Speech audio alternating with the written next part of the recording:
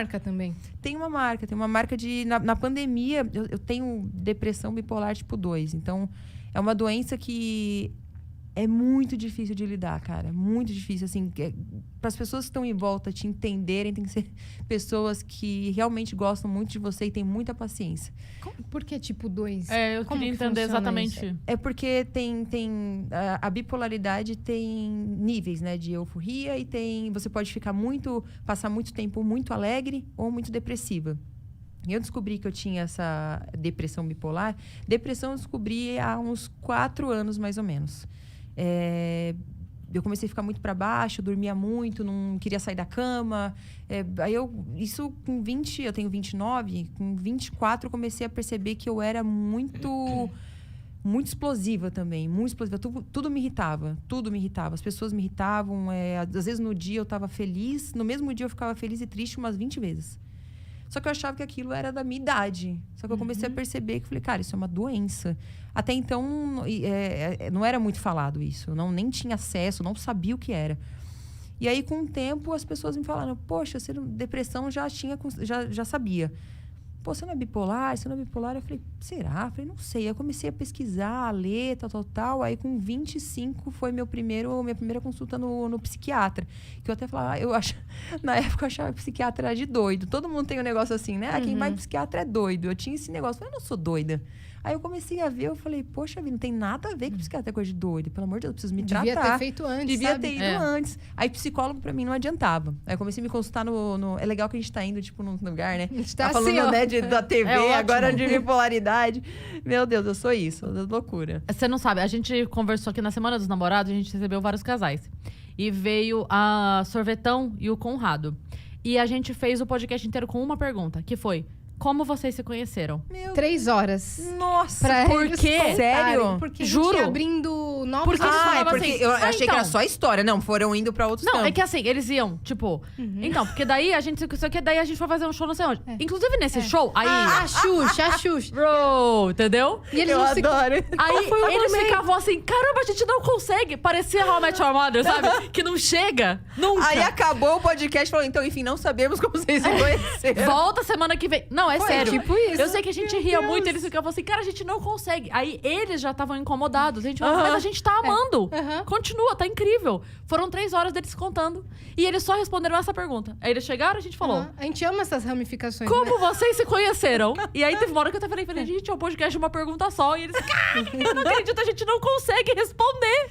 A gente Gente ama do assim. céu, mas eu sou assim... Prossiga. Mas é maravilhoso. Na vida, maravilhoso. quando uma pessoa começa com um assunto comigo, eu falo 30 coisas, depois eu volto no primeiro assunto que voltou no último, a pessoa fala, calma, aonde você tá? O que você tá falando? O meu áudio WhatsApp, você não se entende nada. Onde eu te perdi, né? Meu Deus! Eu parei 3 quadros atrás. Eu não tô... Eu fico mal comigo mesma, depois eu não me entendo. Eu falo, eu não sei nem que o assunto, onde era mesmo? O importante é voltar no assunto inicial. Então pode continuar E se a indo. gente esquece alguma coisa, a galera do chat grita. Faltou falar tal coisa, eles lembram. Tá. Você foi diagnosticada. Diagnosticada aí, com 25, já passei algumas crises. Tinha algumas crises de vontade de quebrar tudo, de vontade de quebrar a casa. Às vezes eu queria só quebrar a cozinha inteira. Eu falei, gente, isso não Do nada? Do nada. Eu falei, isso não é um ser humano, não. Eu falei, só um bicho. Eu falei, que é isso? Então eu falei, meu Deus, preciso me cuidar. Aí fui no psiquiatra e ele conversou comigo umas 2 horas, me explicando o lance químico, né? O que falta de química, o que chega com dificuldade no meu cérebro para eu ter todo esse problema, esse sentimento. Então ele me explicou de uma forma bem racional, tentei entendê-lo ali. E aí aceitei um tratamento.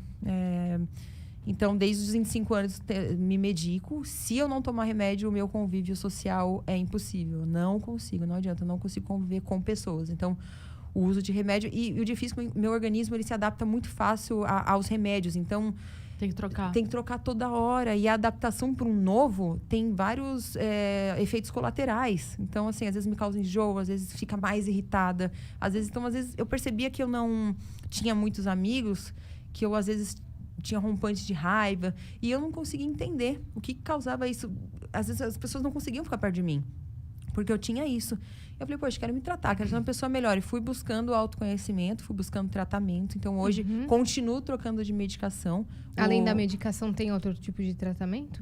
Não, então, eu sempre busco, hoje, estudar muito as pessoas, assim. Eu tento olhar para as pessoas de um modo diferente, tentando vê-las de uma forma como se fosse um raio-x, assim, tentando entender as atitudes dela, baseando nas atitudes que eu já tive, sabe? Uhum. Então, eu tenho o meu método, assim, que é um jeito que eu aprendi para me blindar, para não explodir e para ter paciência e empatia com o próximo. Certo. Então, eu fico todo dia em trabalho constante, me tratando. Mas eu tenho gatilhos, assim, também. Tenho coisas que eu tenho que me controlar muito. Eu tenho muita vontade de falar as coisas também. A alimentação influencia nesse tratamento? Ou atividades complementares, tipo esporte? Sim, atividade física.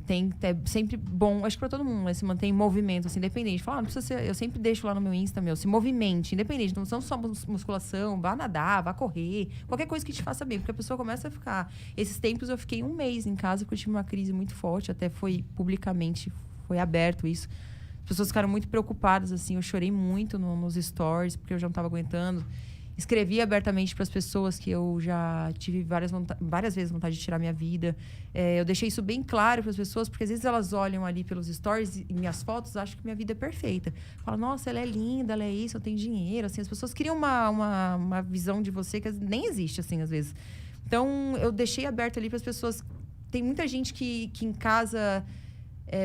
se baseia, acha que a vida dela é uma merda, porque acha que a sua é boa demais, e fala, nossa, eu nunca vou ter uma vida igual a dela, olha a minha vida, que bosta. Aí fica se afundando. Se comparando e se afundando. Então, eu mostrei ali que eu sou uma pessoa normal, que eu choro, que eu brigo com a minha mãe, que eu tenho as minhas crises, que eu tenho uma doença, que eu me cuido, que eu tomo remédio, se eu não tomo, eu não consigo sair da cama. Eu sou uma pessoa de gente como a gente. E também deixar um alerta para quem tem isso, às vezes tem vergonha de expor, ou vergonha de se tratar. Isso faz todo sentido. As pessoas... Porque para quem precisa e tem vergonha de se assumir, ver alguém que ela admira, que Sim. fala abertamente disso, é como, né? É um alívio do tipo assim, cara, mas eu não preciso ter vergonha disso, eu não preciso ter vergonha de mim, eu posso dizer que eu sofro, eu posso dizer que eu choro. Então, para quem tá do outro lado, faz muita diferença. Eu acho que sempre quando a gente mostra uma fraqueza, eu acho que isso dá muita força para as pessoas também terem coragem de falar, eu posso fazer também. Como há muito tempo esse lance do abuso, né, que eram feito com as mulheres, que ocorria, muitas mulheres ficavam muito caladas, elas tinham vergonha, elas sofriam um abuso físico, mental, qualquer tipo.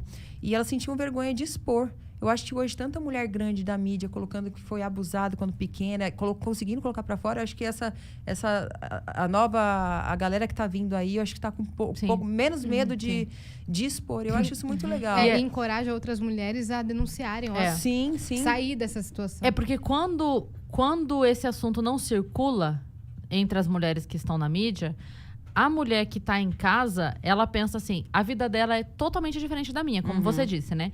Então, se eu digo que eu sofri qualquer tipo de violência, psicológica ou física, eu estou me distanciando mais ainda daquela pessoa que tem a vida que eu quero viver. Sim. Então, se eu assumir que eu tenho este problema, eu tô mais distante ainda da vida perfeita daquela pessoa. Sim. Quando a pessoa vai e fala, não, eu passo por isso, ela fala, opa... Então, de repente, eu sou mais próxima dela do que eu pensava. Sim, de repente, não existe esse abismo que eu achava que tinha entre as nossas vidas. Eu reforço todo dia, deixo aqui, aproveitar aqui, muita gente escutando. Não se compare, não ache que a vida de ninguém é perfeita. Isso não existe. Não existe vida plena, plenitude. Ou você tem problema familiar, ou você tem algum problema com você, uma questão psicológica, ou você tem um problema financeiro. A gente também passa problemas financeiros. Acho que essa pandemia foi difícil para todo mundo. Então, assim, deixar as pessoas... Porque esse problema de se comparar tem causado um problema psicológico em muita gente. Principalmente lance de corpo. Nessa pandemia, eu usei um remédio, quetiapina, que eu ganhei 10 quilos.